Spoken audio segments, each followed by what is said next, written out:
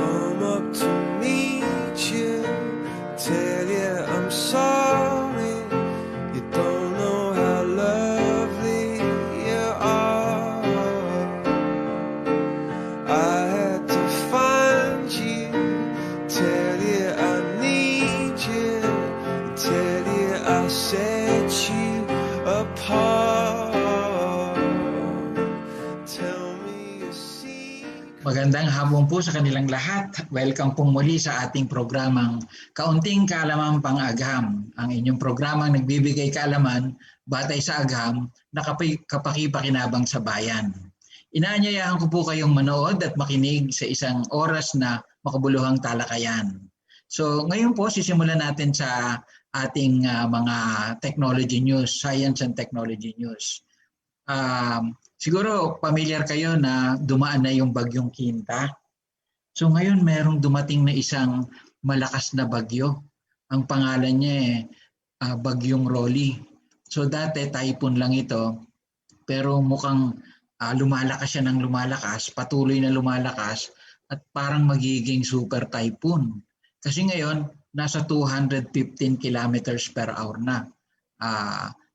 Ang super typhoon, alam natin na 220, mag-i-start yun sa 220 kilometers per hour. So konting-konti na lang, 5 kilometers per hour na lang, aabot na siya sa kategoring super typhoon. So sa US, ang tawag nila dito, Cat 5.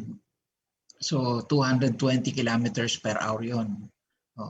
So ang gustiness nito, doon sa labas ng doon sa labas ng kanyang span, lumalagpas na ng 265. So ibig sabihin, yung labas niya, yung outer periphery niya ba, super typhoon na. So yung mga tatamaan nito, yung mga direct hit nito, so mararamdaman nila yung 265 sa simula, tapos bigla magkakaroon ng lull. So parang titigil siya. So pagdaan ng mata ng bagyo, mahina siya. Ito yung tinatawag na lull. Tapos unti-unti na naman lalakas. Kung ang direction ng bagyo, counterclockwise, pagbalik nun, clockwise naman. So kung halimbawa yung isang puno, itinutumba niya ng pakaliwa, paglagpas ng eye of the storm o ng mata, pakana naman ang ihip ng hangin. So talagang babagsak yung puno dahil sa lakas nito. Imagine natin 265 kilometers per hour. So ipakita ko sa inyo itong pinakadadaanan ng typhoon na to. So ito siya. So yan, medyo lakihan natin ng konti. Yan. So makikita natin dito na ngayong October 31, nandito po siya malapit sa east ng Catanduanes. Tapos 8 a.m. kanina, nandito na siya malapit na sa Catanduanes. Ito yung Catanduanes, Bicol area. So ngayon siguro, signal number 3 na dun ngayon. Dahil kanina 8 a.m. Malapit pa lang siya, approximately 1,000 kilometer. So ngayon siguro nananalasa na to sa Catanduanes. Tapos dadaan ito sa Pulillo Island, yun ang pinakaunang landfall niya. Tapos Quezon, probinsya ng Quezon, tapos didiretso siya dito sa Nueva Ecija, sa Tarlac, tapos lalabas dito sa area ng siguro iba Zambales na tong area na to. So mga 8 a.m. yan ng November 2 sa Monday. So bukas ng umaga nandito na siya sa Tarlac area. So paghandaan po natin ito kasi talagang ito super lakas. Matindi ang nito, ang hagupit, sabi nga nila. So kailangan mag-stock tayo ng enough food. Huwag naman tayo mag-hoard. So enough food lang tsaka mga necessities para sa ating pamilya. Yung pong ating mga go bags tsaka yung survival kits, Dapat nakaredy na yan. Kung mababa ang lugar nyo, dapat meron kayong lalagyan ng plastic ng mga dokumentong importante. So, dapat nakahanda na rin yun. Ngayon habang hinihintay natin na dumating siya at nagpe-prepare tayo, makinig tayo lagi ng radyo para well-informed tayo sa mga kaganapan, yung mga nangyayari sa paligid. Katulad ngayon, ang Catanduanes nasa signal number 3 na ngayon. So ngayon siguro pumahampas na yung hangin doon. So dahil ang trajectory niya sa Central Luzon, tayo dito sa Metro Manila, Batangas, Laguna, Cavite, mararamdaman pa rin natin yung hagupit ng kanyang gustiness kasi sako pa rin tayo ng kanyang periphery. So, etong mga bagyo na to, meron din namang positive effect sa paligid natin. Halimbawa, yung mga dam natin, di ba? Nung parting May, nauubusan na tayo ng tubig diyan sa Angat, sa San Roque, Pantabangan. Pero ngayon, nababalita na nagpe-prepare sila para mag-release ng tubig. So ito positive effect ito sa ating mga dam. Sa siguro sa atin ding mga diseases, mga pathogenic microorganism tulad ng COVID-19, posibleng matangay ito kasi water soluble yung yung part ng virus na tinatawag nilang spike. So mga mga protein, glycoprotein. So malamang yung mga nakalutang sa hangin, mawawash away yan. So yung unang bagsak ng ulan, hanggat maaari, huwag niyong paliguin ang ating mga bulilit, mga chikiting. Kasi yung unang bagsak ng ulan, tangay-tangay niyan yung virus. So, yan po.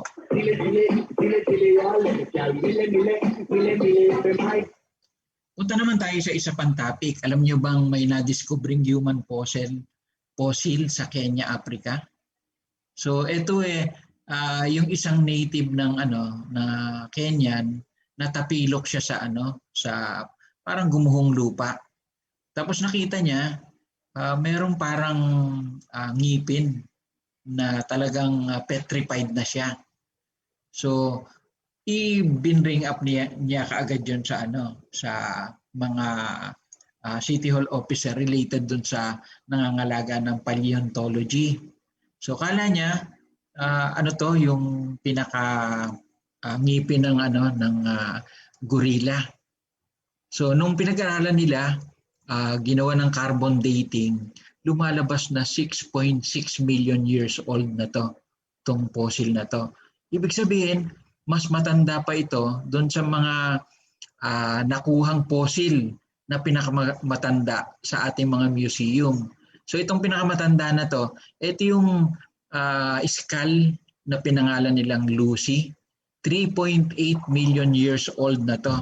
Ang tawag nila hominin. So pinangalanan nila itong Lucy. At ito ngayon ay nasa museum ng Ethiopia. So natatandaan nyo, merong Neanderthal. Kung makikita nyo yung picture ng mga sinaunang tao, Homo sapiens. So ito, ang tawag nila hominin, Australiani, Africanensis. So ang tawag nila dito sa classification nito, hindi sapien, kundi hominin. So ang gandang discovery nito kasi nakikita natin yung ating mga ninuno, hindi siya lumalakad sa 4 na paa. So di ba merong Neanderthal, may Java man, may Peking man. So meron ng mas matanda dito. Ito yung hominin, 6.6 million years old. So napatunayan nila dito na itong hominin na to na 6.6 million years old na lumalakad ng patayo. So 'di ba sinasabi ni Darwin, nagmula daw tayo sa mga monkey-like na ginagamit yung paa tsaka ginagamit yung kamay para lumakad. So 'di ba nakikita mo yung mga orangutang, yung mga monkey, na kung tumakbo sila, kasama yung kamay. Pero ito, napatunayan nila through muscle study kasi bumabakat yung muscle sa buto. So, kasama nito, may nahukay pa silang femur. So, ito yung pinakamalaking buto dito sa binti natin. Yung femur, meron siyang ball na kumakabit dun sa cervix ang tawag o pelvic bone. So, doon sa pelvic bone na yon, yung sakit niya ng ball na yon, meron nakakabit na isang muscle. Pag yung muscle na yon wala, ibig sabihin naka-horizontal yung paglakad nung na-discover nila yun. Pero dito, merong malaking ligaments na nakabakat doon sa kanyang ball bone. So ibig sabihin, itong 6.6 million years old na hominin na to, lumalakad siya ng patayo. So di ba, nalaman natin na hindi pala tayo galing sa monkey na dinidepict nung picture na Neanderthal, Java at Peking Man. Siguro nakita niyo na yun sa mga libro ng history natin. Yung nagsisimulang sa monkey, tapos medyo nakayuko na, tapos susunod nakatayo na. Yan yung Neanderthal, Java and Peking Man. So, yung talagang makikita natin na yung isang species ng hayop hindi lumilipat sa panibagong species. So kung tao tayo, ibig sabihin nagsimula tayo bilang tao, hindi tayo galing sa monkey. So yun yung pinapakita ng mga research na to dito sa discovery na to. So kung lumalakad tayo ng patayo, ibig sabihin yung paligid natin ginagamit natin sa paglakad natin ng patayo. So, bakit tayo lumalakad? Bakit yung mga hayop, halimbawa, sabihin na natin baboy damo. Bakit sila may sungay sa bibig? Tapos lumalakad sila ng horizontal. Kasi ang purpose niyan para kainin nila yung mga root crops, 'di ba? Kaya meron silang sungay dito sa nguso. So, yung namang baka, tsaka kambing, nakasugod yung ulo nila doon sa damo. Kasi yun yung kinakain nila. Di ba? Tayo, bakit tayo nakatayo? Kasi ang purpose natin, mang-abot ng bunga at yun ang kakainin natin.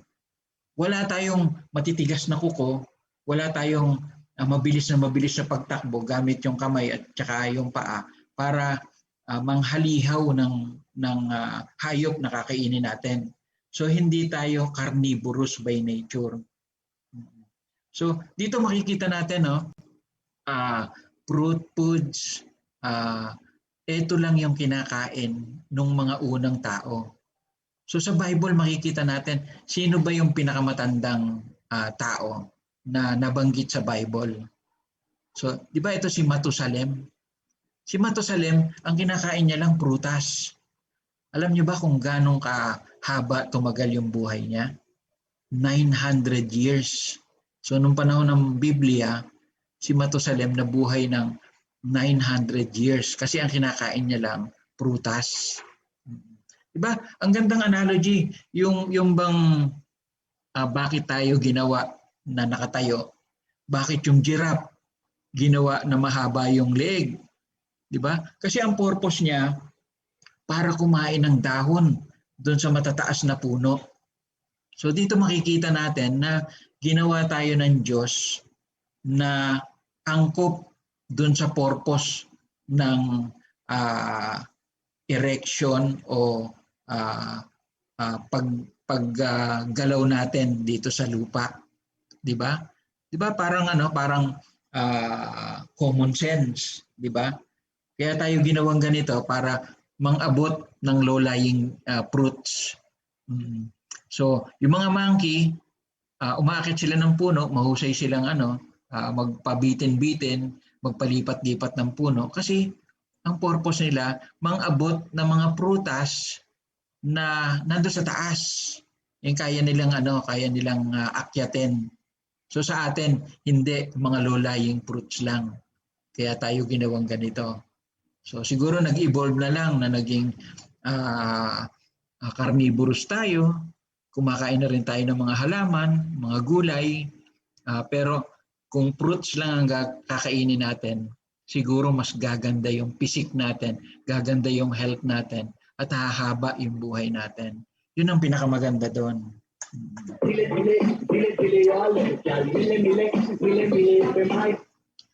Meron ako nabasang research tungkol sa NARA. Ginamit nila to bilang medicine against diabetes. So di ba alam natin na yung ampalaya, nagki-create siya ng parang insulin-like na chemicals doon sa kanyang pinaka-GERD, kanyang pinaka-prutas. At ito nakakatulong para mag-replace siya ng nawawalang insulin doon sa katawan natin. So dahil ang insulin, ito yung kumakain ng carbohydrates, ng mga oil, ng mga sugar para i-convert into fructose glucose na kailangan ng mga cells natin para maging healthy tayo. So itong nadiskubre ng Pinoy scientist, Pinoy scientist ang nakadiskubre. Researcher siya ng Pascual Laboratory. So itong research na to ginawa sa laboratory ng Pascual Laboratory. So dito nang galing yung lagundi, yung sambong porte. So itong nakuha nilang katas ng bark ng nara, hindi lang nakakagaling sa diabetes. Pinagagaling niya, nire-reconstruct niya yung nasirang lapay natin. So kasi doon nanggagaling yung insulin So doon sa ating pancreas, unti-unti niyang nire-repair yon. Wala siyang chemicals na katulad ng insulin kung iahalin tulad natin sa ampalaya. So dito, meron siyang repair capability para yung lapay na sira na at hindi na nagpo-produce ng insulin, mag-produce uli. So di ba napakagandang napakagandang research discovery. So yan yung nara, yung bark ng nara.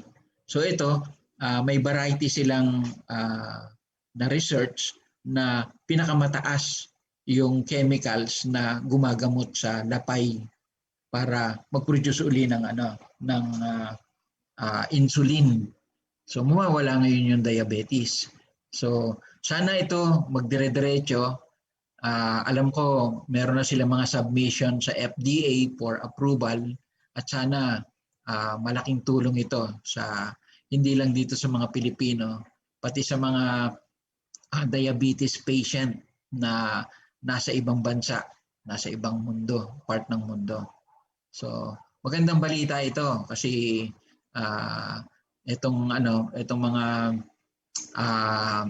plant medicines or medicines coming from plants, yung mga herbal, malaking tulong tulad ng lagundi. Diba? Yung lagundi nakakaalis ng sipon, ng ubo.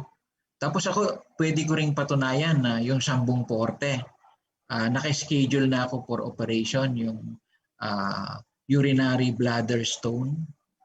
So nilinis na yung aking tiyan, ready for operation the following day. Yung doktor ko, sabi niya, bibigyan kita ng 10 porte. 8 sambong porte ito. Sunod-sundin mo lang every hour on the hour. Tapos kung halimbawang makakaihi ka na at may napuna ka sa ihi mo na may mga nadidissolve na white solids, ibig sabihin natunaw yung stone. So siguro sinimulan kong uminom, namamalipit ako sa sakit, nasa ospital na ako, ready for operation the following day. Sinimulan kong inumin siya ng 8 p.m. Tapos hindi ako makatulog. Tapos 9, 10, yung pang 8, hindi ko na nainom Kasi nung umihi ako, napuna ko, kulay puti na pinong-pino. para siyang natunaw na stone. So pagkatapos noon, dumating yung doktor mga 9 o'clock para dalhin ako sa operating room. So hindi na ako dinala kasi nung in-ultrasound nakita nila na wala na yung bato. So thank you sa Sambong Porte. So yan ang aking patunay na itong mga herbal medicines ay nagbibigay din ng tulong sa paggaling ng mga sakit ng tao. Actually, yung mga gamot na existing ngayon, nagmula din yan sa mga herbal medicine. So, ginawa lang nila, synthesize lang nila para hindi natin puputulin lahat ng halaman para makapag-produce ng madaming gamot. So, dyan din yung galing. So, yan po. Isa sa mga topic na na-discuss natin. Let's have a commercial break. I'll be back after a while. Tutok lang po tayo. Are you worrying that your business can be shut off by lockdown during these times of pandemic and financial hardships? Well, stop worrying now and have peace of mind. Let us NanoCloud's disinfection system resolve this issue for you, so you may then focus on your expertise. Growing your biz. We have the following technology. First, an effective pH disinfectant that's proven to annihilate even the most difficult to kill bacteria and virus with a kill rate of log 6. This the highest among all disinfectants in global market. This is US EPA registered, proven by independent US lab and hospital tested. Second, a NanoClouds and UVC disinfection tunnel for big employees. All our NanoClouds machine has sonic boom technology, converting the disinfectant into molecular size, smaller than the coronavirus for an even better bioefficacy. The safe UVC, on the other hand, kills hiding survivors underneath skin crevices and clothing. With automatic controls, remote and movement sensor, and digital temperature display with audible siren alarm. Third, a NanoClouds and UVC disinfection door type for malls and transport stations to protect your clients as well as your staff. Fourth, NanoClouds and safe UVC disinfection transport type system. These can be installed in vehicles like jeepneys, buses, and vans, making passengers and drivers safe. Fifth, custom-built NanoClouds and safe UVC for automatic scheduled plant disinfection system. Do disinfection staff-free. Example, you may set at 2 a.m. for whatever time duration. You may also opt for camera, which will allow you to see plant disinfection at the convenience of your home through your cell phone. 6. Portable NanoClouds that you may strap on your shoulder or pull via its wheel for disinfection of your places, bees, home, or office. We are CBR Beyond Technology. Call now which among these will fit your bees, and for more information, we may be reached at 0917-502-4426. I repeat, 0917-502-4426. We welcome dealers and distributors. Set aside lockdown now and start growing your bees. So yan po ang boses ni Angelica Alpay. Maraming salamat, Angelica. At binabati ko rin ang kanyang mami na si Maring Ising Caperoso. Mabuhay kayo dyan. Lagi lang pong mag-iingat sa COVID-19. Muli po isang magandang COVID-free araw sa kanilang lahat. Ito po ang inyong kaibigang scientist Igan Rick Capistrano sa ating programang Kaunting Kaalaman Pang-agam.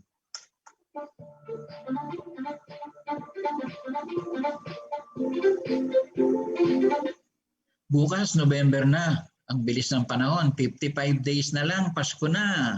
Yay! Yung mga bulilit dyan, excited na. Mga ninong, ready na ba kayo sa mga regalo? Paligayahin po natin sila. Lalong-lalo na yung mga bulilit na excited, nag-aabang kung anong magiging regalo nila. alam mo, yung ganyang pagbibigay ng regalo, tumatatak yan sa murang kaisipan nila para maging mas mapagbigay at matulungin sa kanilang paglaki.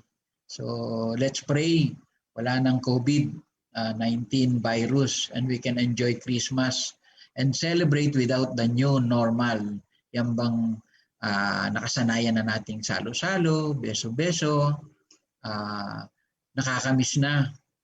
Yun sanang ECQ, MGCQ at GCQ, sana maging barbecue na para maging masaya ngayong Kapaskuhan.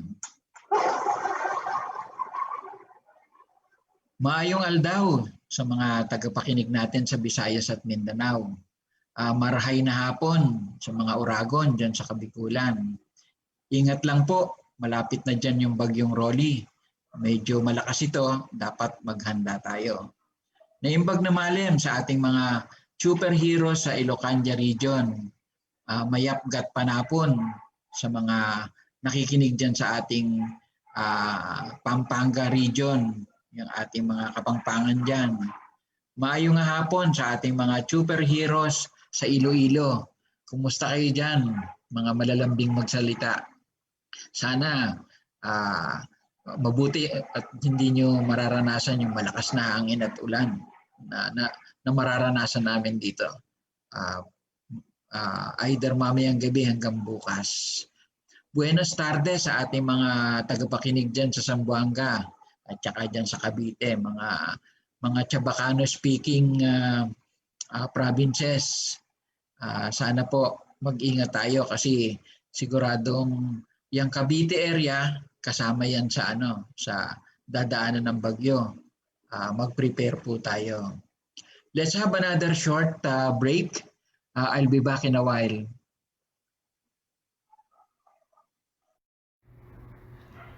Marami ba kayong used oil, fats, or grease? This machine is a breakthrough biodiesel reactor. Kino-convert nito ang used or unused cooking oil mula sa plants and animals to green efficient fuel called biodiesel. Ito ay mabisang alternatibong powerful fuel kumpara sa diesel na di na kailangang i-modify ang ating diesel engines. Ang mga magandang na idudulot nito ay ang malinis na usok mula sa tambucho, nababawasan ng vibration at ingay ng makina, at nililinis nito ang duming deposit ng diesel dahil nga ito ay mula sa madulas na langis na pinagmumulan din ng paggawa ng sabon. Gumaganda rin ang combustion dahil sa higit 2 beses ang taas na cetane rating nito.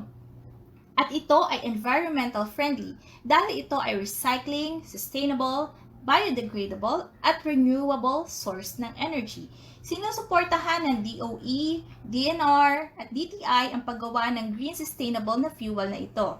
May 2 batas na ginawa para dito. Ito ang Biofuels Act of 2006 at Renewable Energy Act of 2008. Na-optimize ng CBR biodiesel reactor na ito ang paggawa ng biodiesel.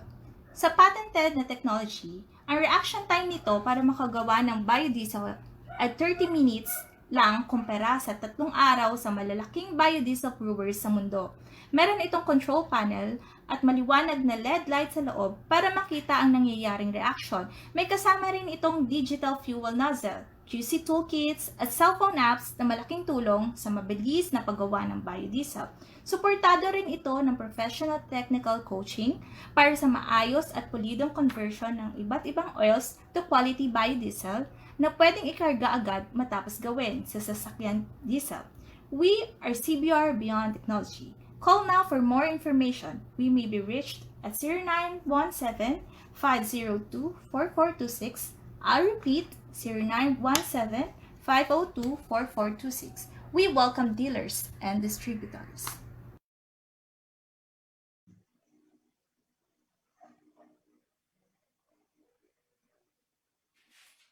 Magandang araw po. Ito po ang inyong kaibigang scientist, si Igan Rick Capistrano. Meron naman po tayong isang topic na pag-unawa sa mga terminology sa pagsugpo ng mga germs. So, unawain natin ito, pag-aaralan natin.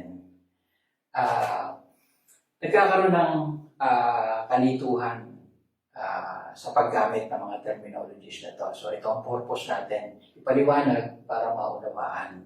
Bakit po kaya nagkakaroon ng kalituhan? Katulad kagabi napanood ko sa news, sabi nung isang commentator, na-disinfect daw niya yung mga baso at kubyertos dahil pinakuluan niya sa boiling water. So parang hindi acceptable kung microbiologist ka o kaya kung chemist ka dahil nauunawaan mo. Alamin natin kung bakit. Nagkakalituhan kasi masyadong maraming mga expert agency na may kanya-kanyang definition kung ano yung mga terminologies na to. Ito yung mga dalubhasang agency tulad ng US EPA. Bawat government mayroong Food and Drug Administration. Meron ding AOAC o tinatawag natin Association of Official Analytical Chemists International. Alam natin na meron ding definition yung ISO. Tapos yung American ASTM tsaka European Regulation. So ginawa po natin, pinag-aralan natin to, sinimplify natin bago in-associate natin parallelly with World Health Organization definition. Sinimplify natin to para maging layman's. Ang purpose natin ay para maunawaan ng karamihan, maunawaan ng lahat. Okay? So, konting kaalaman bago natin isa-isahin ito. Ang mga microorganism o microbes o in general germs, merong 6 na klase na natuklasan na. Ito yung mga bacteria, yung mga virus, yung mga molds, yung mga fungi, at yeast, protozoa. So, meron 2 major classification ito. Ito yung bad microorganism at yung good microorganism. Mas nakararami yung good microorganism dahil approximately 90% sila sa kabuuan. So, 10% lang yung bad microorganism. Okay? So, yung mga good microorganism, ito po yung dahilan kung bakit meron tayong keso, meron tayong yogurt, meron tayong suka, meron tayong alcohol, meron tayong bread o nata de coco. Ilan lang yun sa mga maraming pagkain na idinudulot sa atin, binibigay sa atin ng mga microorganism. So, yung mga bad naman, sabi ng mga doktor, ito yung mga pathogenic bacteria. Patho in Greek means diseases. Genes, genic, ibig sabihin DNA. So, yun yung function nila. Okay? So, meron din mga sub-classification. Halimbawa, yung bacteria. Yung bacteria, kinaklasify yan according to shape. So, may mga bilog, may mga pahaba. Yung bilog ang tawag, coccus. Yung pahaba naman, bacteria. Tapos, yung sunod-sunod na pagkakadugtong-dugtong, strepto. So, kung bilog yung nagdudugtong-dugtong, streptococcus. So, pag nagkumpul-kumpulan naman yung mga bilog, staphylococcus. So, ganun yung association nila, ganun yung kanilang classification based sa nakikita sa microscope. So, yan po ang bacteria. Yung mga virus naman, meron naman 2 classification. So, ito yung envelope tsaka non-envelope virus. Isa sa mga envelope virus, yung COVID-19. So, pag tinignan mo yung COVID-19, hindi talaga ganito ang itsura kasi nasa loob sila. Meron 2 envelope na pumuprotekto sa kanila. Okay? So, yung COVID-19 virus, yung mga coronavirus, nandun sila sa loob. Hindi yan yung totoong physical appearance nila. Okay? So, meron pang 2 classification yung mga microorganism based naman sa temperatura kung saan sila nabubuhay ng masagana. So, ito yung mesophilic, thermophilic, tsaka cryophilic. So, kung marunong kayo ng Greek, yung cryo, cold, yung thermo, hot. So, yung meso, ito po yung normal temperature na 10 degrees hanggang 45 degrees centigrade. So, pinakamadami yung mesophilic. Ibig sabihin nito, pag nagpakulo kayo ng pagkain, may natitirang buhay na microorganism. Ito yung mga thermophilic. So pag nilagay mo naman sa freezer at inilabas mo, meron pang natitirang buhay. Yun yung mga cryophilic microorganism. So yun, magandang kaalaman yan. Kasi pag alam natin yan, alam natin kung ano gagawin. Halimbawa sa mga hotel, pag inilabas nyo na yung chicken from the freezer, hindi na pwede dapat bumalik yun. Either i-dispose nila or lutuin. Okay? Sige. Para malaman natin kung gaano karami yung namamatay ng mga microorganism, meron tayong tinatawag na sukatan. Ito po yung logarithmic kill o sa maikling salita, log kill. So yung log kill, ito po yung pag sinabing log kill 3, 99.9% and so on.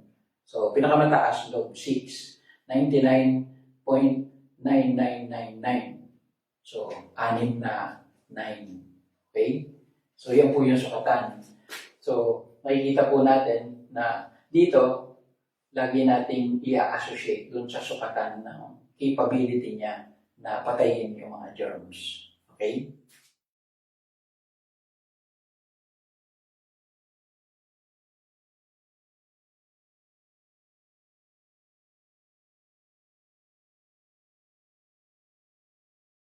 Talakayin na po natin ang mga terminology sa pagsuko ng iba't ibang klaseng germs. Unahin natin ang sterilization. Kung mapupunan nyo, from pinakamabisa hanggang sa pinakamababa yung log kill. So, unahin natin yung sterilization. Ano po ba yung sterilization?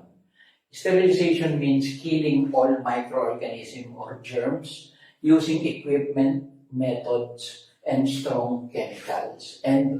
So, meron tayong equipment, meron tayong methods, meron tayong chemicals. So, ano-ano po yung mga halimbawa niyan?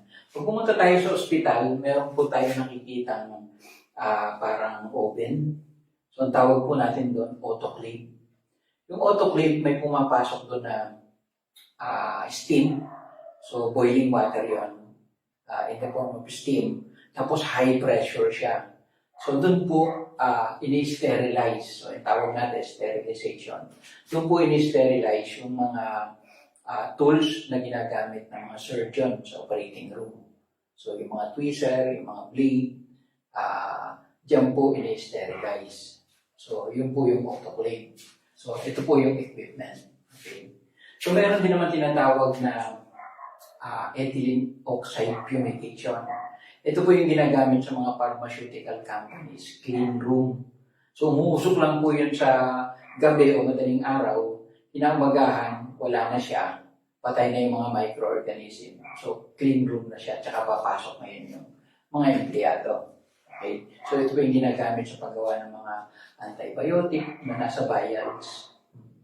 So, meron din namang gumagamit ng gamma irradiation. So, ito po yung pinopromote ng Philippine Nuclear Research Institute sa Diliman. So, madami nang gumagamit nito, mga radioisotope laboratory. Yung custom, actually, meron silang equipment na cobalt-60, ini-irradiate lang yung container. So, lahat ng laman ng prutas, tulad ng saging na dinadala sa Japan, na papatay yung microorganism sa loob without opening the container. So, napakabisa po nito. So, pag ginamit yung mga ganitong method, gamma irradiation, ethylene oxide, tsaka yung autoclave, ang tawag po dito, 100% kill. So, wala siyang log, 100%. Ang tawag po natin dito ngayon ay biocide. Okay. So, biocide siya. From the word bio, biology, lahat ng may buhay, patay, side. So, biocide. So, ito po yung sterilization. Punta naman po tayo sa disinfection. So, ang meaning ng disinfection is killing microorganism or germs, specifically the bad ones. So, using chemicals. So, ginagamitan ito ng chemicals. So, Yung mga chemicals na ginagamit dito, nakapokus sa kung anumang microorganism ang dapat patayin. So ano ang halimbawa nito? Mga common disinfectant. Alcohol, quartz, iodine, chlorine, peroxides. Meron ding uncommon tulad ng mga bicarbonate. Meron gumagamit ng lactic acid. So yung lactic acid, ito po yung pinaka-safe na gamitin pero mabisa din siya na disinfectant. So pag halimbawang yung colostrum na unang nasisip-sip ng baby sa kanilang nanay, so ang active ingredient niyon is lactic acid. So safe yan. Pwede mo i-spray sa pagkain, pwede mo i-spray sa fruits and vegetables. Makain ba ng tao, safe siya kasi active ingredient yun ng milk, which is lactic acid. Okay? So dahil nakapokus siya, ang lobe nito mataas. Lobe 4 hanggang lobe 5. So ito yung killing efficiency niya kasi nakapokus. Merong mga subcategories na ang tawag natin antibacterial. So bacteria lang ang ina-attack niya. Yung disinfectant na to, nakapokus dun sa bacteria. Merong antifungal, merong mga for external use lang ang gamit tulad ng antiseptic o kaya antibiotic ini-ingest. So, meron ding antiviral. So, ngayon, ginagamit natin antiviral, marami. So, pwedeng quartz, pwedeng PAQ, pinakamabisa, pwede rin chlorine, pero sa loob lang ng bahay. So, nakikita ko, madaming gumagamit ng chlorine ngayon pag spray misting sa mga kalye. Hindi namin nire-recommend as chemist yung paggamit nito kasi unang-una may tatlong dahilan. Pag ginamit mo yan sa init ng araw, nadi-deactivate lang, nababaliwala. So, syempre, pwede naman nilang gamitin sa gabi. Pero, pag ginamit mo to at tinamaan yung mga yung mga organic debris, kasama na doon yung microorganism, ang nangyayari na neutralize ito. At pag tumagal, bumabaho. So, siguro, na-experience na yung map nyo na ginamit nyo pang disinfect ng chlorine, ginamit nyo sa umaga, pag gamit nyo sa hapon, medyo mabaho na. So, amoy rotten egg. So, yan po yung isang disadvantage ng sodium hypochlorite, calcium hypochlorite, yung mga chlorine bleach. At pangatlo, ito po yung nakakakalawang. So, yung mga gate natin, yung mga bench natin, yung mga sasakyan natin, pag inisprayan ng chlorine, nangangalawang. So, ito po yung dahilan kung bakit sa mga swimming pool, ang daming may kalawang na bakal. So, alam natin yan sa pansor. Ito rin po yung dahilan kung bakit yung mga bahay, yung mga appliances nila malapit sa dagat. Dahil may chlorine yung salt water, sodium chloride, kinakalawang po itong mga bakal-bakal sa loob ng kabahayan natin. So, yan po yung disadvantage ng chlorine. Hindi namin sinasuggest yan na gamitin pang spray misting. Okay? So, punta po tayo sa sanitation. Ang chemicals na ginagamit dito sa sanitation ay tinatawag na sanitizer. This means killing some of the microorganism or germs on surfaces. Halimbawa ng surfaces yung mga skin, yung mga tables, elevator, utensil. So, kasama yan sa skin, elevator, tapos yung mga tables, chairs, yung surfaces niyan, dumidikit dyan yung mga microorganism tulad ng virus. Pag dumidikit dyan, yung sanitizer ang ginagamit para patayin ito. So, it prevents pathogenic bacteria from multiplying fast. So, diseases don't spread. So, yun ang major purpose niya, to prevent the spread of diseases like coronavirus. So, mga example nito, alcohol gel, hand sanitizer, Purell, Kleenex, soap with antibac. Yan po mga example niyan. Pinapahid natin sa kamay para mapatay yung mga germs. Ang maximum load nito or capability to kill microorganism is 4. So, 99.99. Halimbawa dyan yung Lysol. So, yun yung login niya. Isa pang magandang halimbawa sa paggamit ng sanitizer. Importante na linisin muna natin ang kamay natin using soap and water bago isunod natin yung sanitizer. Bakit? Kasi yung paglilinis ng kamay using soap and water, 95% ng germs naaalis. Hindi namamatay, inaalis niya lang. Kung may antibac yung soap, yung iba nadi-deactivate. So, yung remaining 5% napapatay ngayon ng sanitizer. So, hindi siya pwedeng gamitin hand washing lang o kaya sanitizing lang. Mas maganda kung combination para matanggal yung mga germs sa kamay natin. Kasi may mga nagtatago dyan sa mga crevices, sa mga skin na crevices na yan. May mga nagtatago na hindi kaya lang ng hand washing. Okay? So, yung combination ang pinakamaganda. Okay? So, number 4 is bacteriostat. Bacteriostat means deactivating the growth of microorganism by preventing its contagiousness.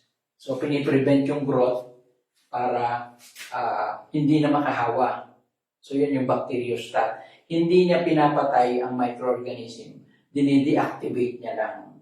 So, it is suppressing or preventing its capability to become contagious. So it is one way of mitigation, or we call it flattening the curve. Yun yung madalas na narinig natin, flattening the curve. Dinideactivate niya lang yung microorganism para hindi mag-exponential yung growth niya. So yan po yung bacteriostat. Ang kill capability niya is only 2 to 3 log. So, 99.9% ang kanyang maximum na kill rate. Okay? So, mga example niyan is Citromax, Deogen, Sunbeam, etc. Okay? So, dinagdagan ko ng isa kasi meron din tinatawag na mga preservative. Ito naman ginagamit sa mga pagkain at cosmetics. It inhibits the growth of microorganism or microbes in foods and cosmetics. So, ang purpose nito, pahabain yung buhay, tapos i-prevent yung spoilage. So, mga example nito is sodium benzoate, tsaka sodium metabisulfate. Okay?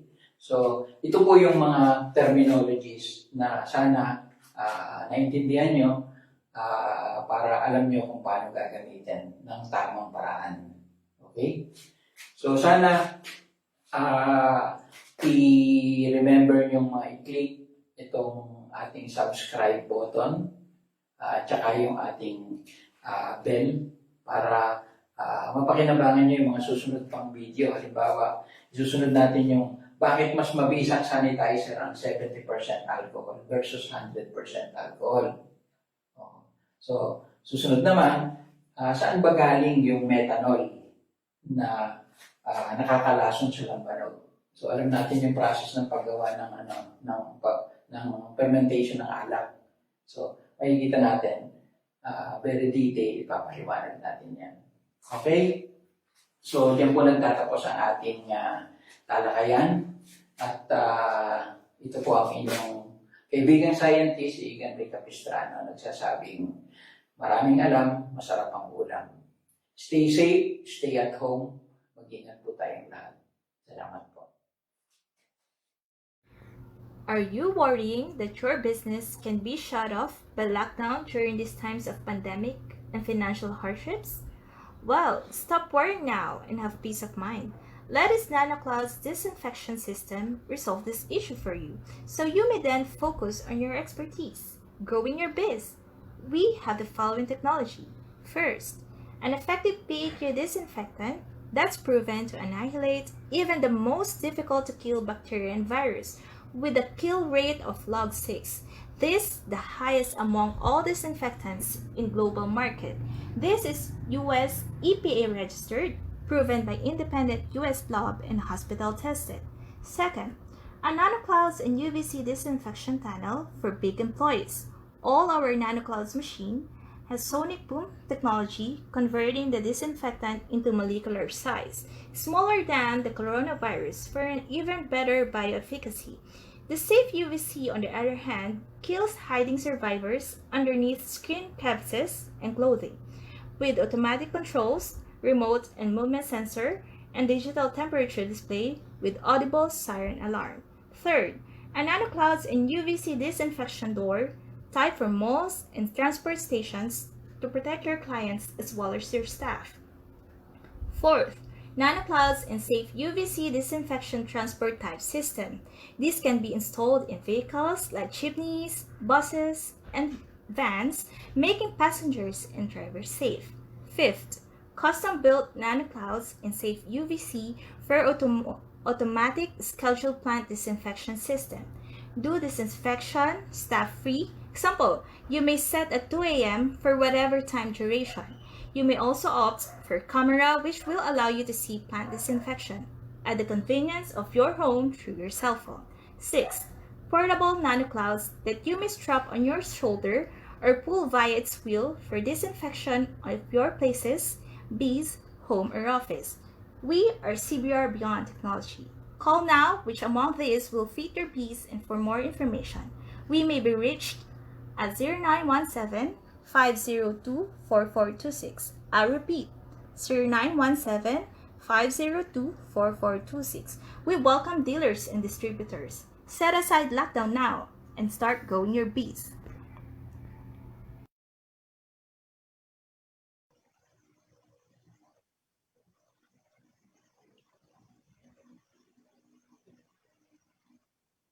Okay. Yan po, napakinggan niyo po ang ating dalawang video na related sa introduction to terminologies in microbiology. So nabigyan po tayo ng konting kaalaman related dun sa yung characteristics ng bawat disinfectant na pumapatay ng microorganisms. So meron din pong isang aspect yan, merong mga disinfectant na dapat safe din siya dun sa mga germs o microbes na helpful sa atin. Halimbawa, pag gumagawa ng alak, merong germs na tinatawag na Saccharomyces cerevisiae. So hindi yan basta ini-spray lang kasi alam doon nga sa na-discuss natin, di ba, mas marami ang good microorganism compare sa bad microorganism o yung tinatawag natin na mga pathogenic microorganism. So hindi dapat napapatay pati yung good microorganism. So kaya ginawa itong criteria nito, yung tinatawag nating log kill, na ang pinakamataas ay log kill 6, logarithmic kill 6. Ibig sabihin, 99.999999% kill. So isa pa lang ang pinakamabisang disinfectant na kayang gumawa nito, which is PAQ disinfectant. So itong PAQ na to, ibig sabihin po nito sa scientific term, peroxyalkylbenzyl quartz 256. So ginagamit nito sa buong mundo. Meron 3 kumpanya na nagmamanufacture nito. Yung isa global, o yung dalawa global, tapos yung isa local. So yung local, ito yung Chemlux. So isa ito sa mga local company na nagpo-produce ng PAQ disinfectant. So pwede rin tayong bumili sa abroad, pero makikita natin na mas mahal siya ng approximately 5 to 6 times as compared to the local one. Kasi bakit mas mura ang local one? Kasi ang PAQ is organic derivatives from coconut. So tayo pinakamaraming coconut sa buong mundo. Sumunod na yung Indonesia, Malaysia, Nepal, tsaka Thailand. So kaya yan ang reason kung bakit mas mura yung ating PAQ. So Itong PAQ na to, pag nilagyan mo ng cloudifier, lalong nagiging mabisa pag pinaliit mo yung buga. So, kung halimbawa i-compare mo yung trigger sprayer, halimbawa inilagay natin yung alcohol do sa trigger sprayer o kaya yung disinfectant na PAQ. So, pag inisprayan mo yung microorganism, halimbawa nasa balat mo o kaya nasa surface ng table o ng nook o ng chairs. So, yung laki ng mist niya, dapat para maging mabisa siya, dapat dumikit siya sa microorganism. So, imagine natin meron tayong wall, makinis yung wall o kaya rough yung wall. So, pag inisprayan mo yan, para ka nag-i-spray, kung ikukumpara mo sa size ng virus, yung virus super liit siya. Ito yung pinakamaliit na microorganism sa category ng mga germs. So kung ang size niya is 23 nanometer, so halos hindi mo na yan talaga makikita. Ang makakapag-identify lang niya na nandun siya itong mga electron microscope. So pag tinira mo yan ng malaking spray, halimbawa, parang i-compare natin sa cannonball. Pag tinira mo ng cannonball, yung isang maliit na bagay, magkakaroon ng space yung cannonball in between bullets, in between balls, di ba? Pag yung dalawang bowling ball pinagdikit mo, meron yung pagitan sa ilalim. So, ibig sabihin hindi mo mapapatay totally yung microorganism na sobrang liit. So, ito yung kagandahan ng nanoclouds na nabanggit natin. Bakit siya nanoclouds? Kasi yung disinfectant na mabisa, ginagawa niya ng paraan para magkaroon ng close contact o direct contact doon sa virus. So dito, kung i-compare mo, hindi na siya cannonball. So ano na to? Clouds na siya na mas maliit sa virus. So dahil mas maliit siya sa virus, ibig sabihin wala nang kawala. Kung titingnan natin yung surface, andun yung mga virus, madami siya. Pag tinamaan niya ng clouds, talagang physically tatamaan niya yung virus itself. Kasi mas maliit itong clouds compared dun sa size ng virus. Kung sasabihin po natin, physically, kung 23 nanometer yung size ng virus, etong nanoclouds, molecular size, ang size niya, 18 to 20 nanometer. So halos magkasing laki sila.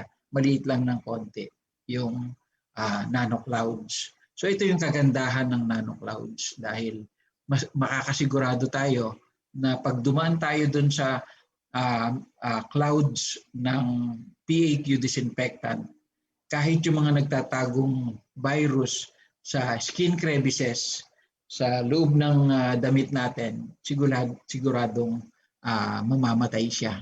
So merong direct hit. Survival rate is 0 for virus. So iyan ang isa sa pinakamagandang innovation na ino-offer ng CBR Beyond Technology.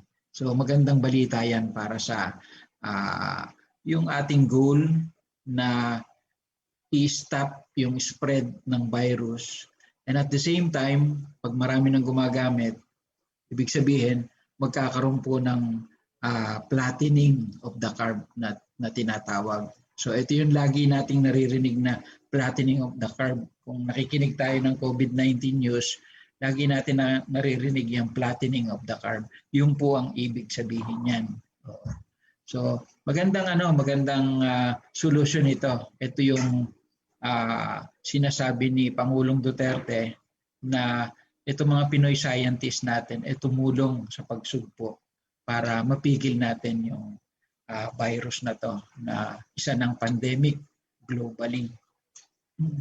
So yan po yung isang tinalakay diyan sa ating nanoclouds at PAQ disinfectant. So ang bilis ng oras.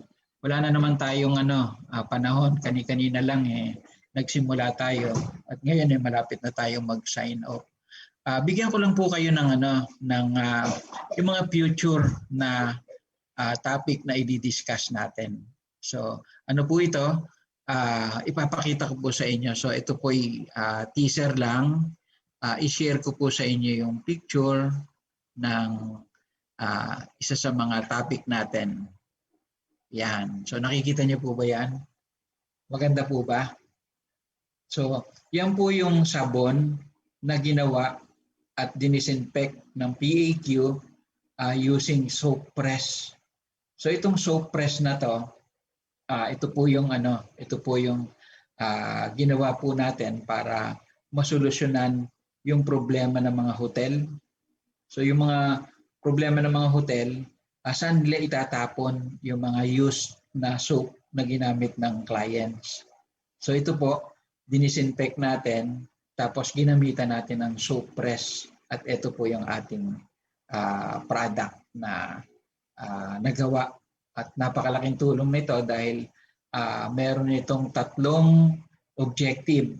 So unang-una, environmental recycling, tapos hygiene. Alam natin na 2.1 million na kabataan ang namamatay dahil nagkakasakit, diarrhea, pneumonia, nasosolve lang yan sa paghuhugas ng kamay. At ang pangatlo, livelihood, di ba? 3 ang objective na nasolve itong project na to. So ito po, isa sa mga topic na ating tatalakayin sa mga susunod na kaunting kaalaman sa mga Sabadong darating pa. Muli po, ito po ang inyong kaibigang scientist, Igan Rick Capistrano, na pinagdidiinan. Maraming alam, masarap ang ulam. Sa muli pong talakayan, sa mga susunod na Sabado, 3 to 4 p.m., maraming salamat sa inyong patuloy na pagsubaybay. Stay healthy, be COVID-free, hasta la vista. Bye for now.